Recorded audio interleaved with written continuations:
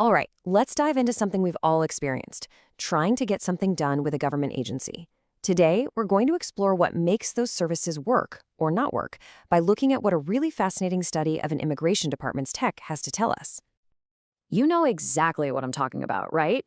You go online to, say, renew your driver's license. One website is a total breeze, and you're done in 5 minutes. But then the next one feels like it was designed in 1998, and it's just this digital nightmare. What is the deal? Why is there such a huge difference? Well, the secret is usually buried deep inside the technology itself. It's this incredibly complex mix of software, databases, and security that we, as users, never get to see. You can think of it like a black box. We see what comes out, whether it's good or bad, but what's actually going on inside? That's a total mystery.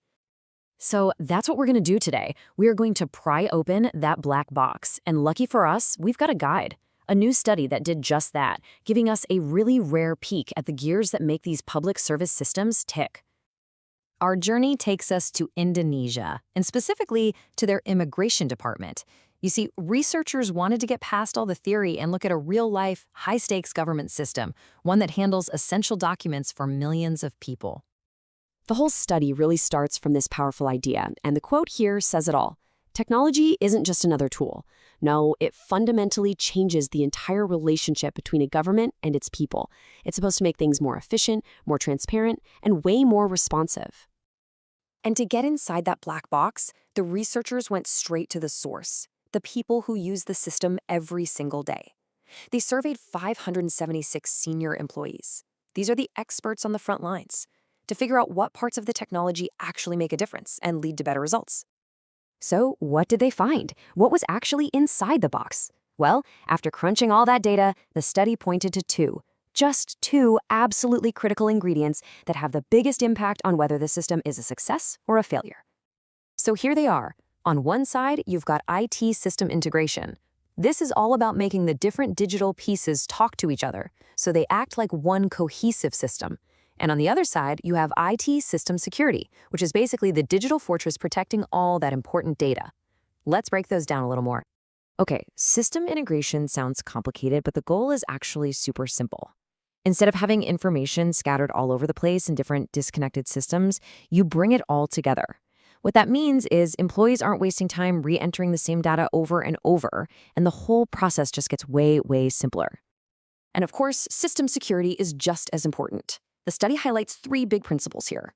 First, confidentiality, making sure only the right people can see the data. Then there's integrity, ensuring only the right people can change the data.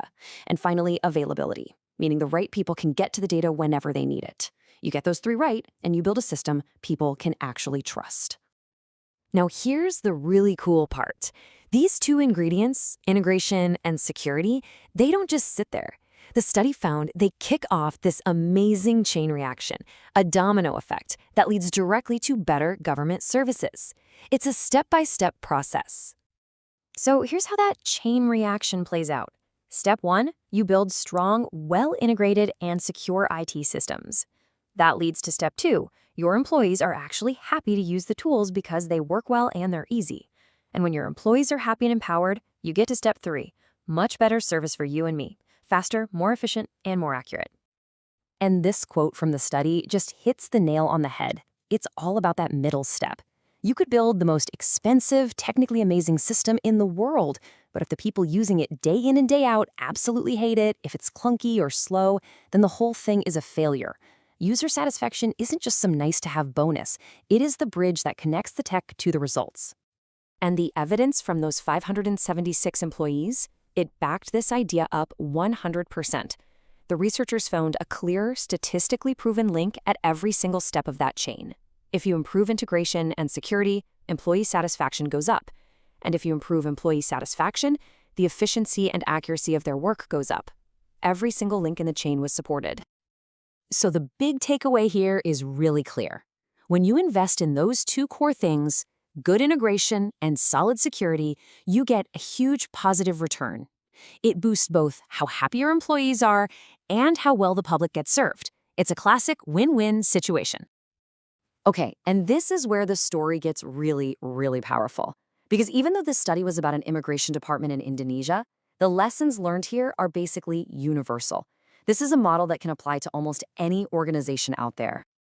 What these researchers have given us isn't just some interesting story about passports and visas. It's a blueprint. It's a recipe for success for any government agency, any public institution, or heck, even any company that wants to use technology to do a better job for its people.